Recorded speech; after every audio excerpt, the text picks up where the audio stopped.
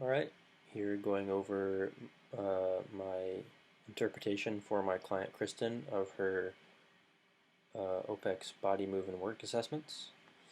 So we'll start in OPEX body. So her body weight was 170 pounds. She was 30% body fat, 119 pounds of lean body mass, and a basal metabolic rate of 1,542. I don't have a in-body machine, so I'm just using the methods given in the CCP index and just gathering the information it said with the resources it gave me. But what this shows me is she does have some body fat that she could lose, and she's kind of vocal about that already just in our consultation. She just had a baby like 9 months ago. She mentioned wanting to lose some of that excess weight that she's carrying from the pregnancy still. Things like wanting to fit clothes that she used to fit, or be able to do some pull-ups like she used to be able to do some pull-ups. So looking at the OPEX body, yeah, there's definitely room for that. Definitely would affect nutrition, eating high protein, no processed foods. Yeah, that would be my biggest thing. Looking at her food log before that, she does eat pretty well, but I think that she could definitely eat more lean proteins, and I think that would help a lot. She's pretty active already, so just getting back to some good structured strength work, which I don't think she's been doing a ton of recently. I think she's been doing more running mixed with some good aerobic work, and upping her protein and probably keeping her calories pretty similar to where they're at and the amount of food she's eating. Looks like she's pretty good, but I think as far as macronutrient wise, I think the protein could go up and maybe some other areas could go down, and I think that would make a big difference.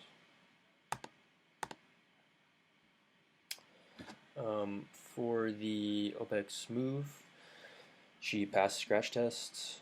She failed the air squat test. To me, it looked like it was mostly because of her ankles. Her hands were over her toes, and she looked kind of off balance, like leaning forward quite a bit. And to me, it just looked like her ankles were limiting her knees from tracking further forward, pushing her off balance. So, and like I said, she told me she likes to run a lot and play ultimate frisbee. So I know I used to like to run a bit. I don't quite do that much anymore, but yeah, my ankles were definitely pretty tight when I ran a lot. So I think that's a good place to start. Toe touch was pass, lunge was a pass on both sides. Both sides look good. Straight leg raise test was good. The front plank was good. The reverse plank was good. Met 60 seconds on both of those. It was the side plank she did not pass either side. 115 on the right and 105 on the left.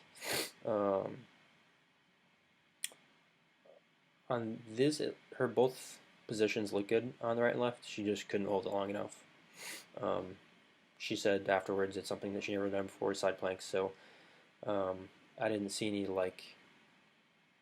issues with the quality of the movement. I think she just needs to work on accumulating more volume in side planks, and I think she would be able to hold it for 90 seconds. I think that would probably do the trick for her there. So really just accumulating more volume with some core work, side plank or single arm carries and carry variations, other static or isometric type movements that would help with the core. I think would do her pretty well for that, and I think that would fix that problem.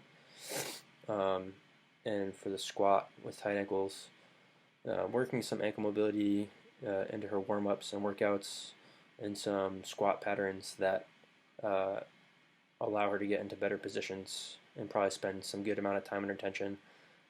Maybe even at the bottom of a squat would be a good thing if she can get to the bottom of the squat in a good position and be able to hold it for a few seconds and reinforce a good position with her knees being tracking further, towards to being over her toes, and regain that position and have a stronger squat pattern. That would be good. And for OPEX work, see here. This is her first time on any sort of air bike. We used a Rogue Eco bike. She'd never used one before. She did 85 calories in the 10 minutes. The weight conversion comes out to 172. She kept an even pace the whole time.